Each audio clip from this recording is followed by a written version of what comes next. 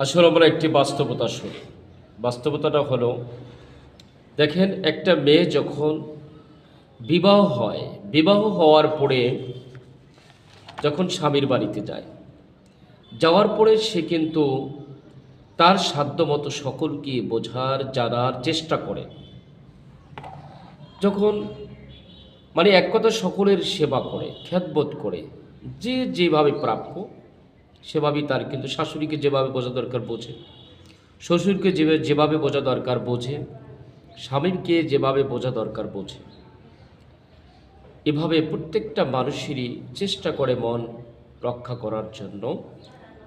এরপর যখন কথা হলো, বিষয়টি হলো যে যখন ওই মেয়েটি বা ওই স্ত্রী যখন প্রেগন্যান্ট হয়, তখন তার হয়তো এই অবস্থার অসুস্থতা হয়তো তার 1 বছর, 2 বছর, সর্বোচ্চ 2-2.5 বছর। এই মুহূর্তটাই কিন্তু আসলে দেখেন তাকে সেই স্বামীর বাড়ি যাদের জন্য এত কিছু করলো, সেটা ছেড়ে তাকে থাকতে হয় বাপের বাড়ি। তাহলে এই অবস্থাটা কেন হবে? আমরা এই অবস্থার অবসান ঘটিয়ে নিজেদের মতো করে নেই, তাহলেই কিন্তু শান্তি চলে আসবে।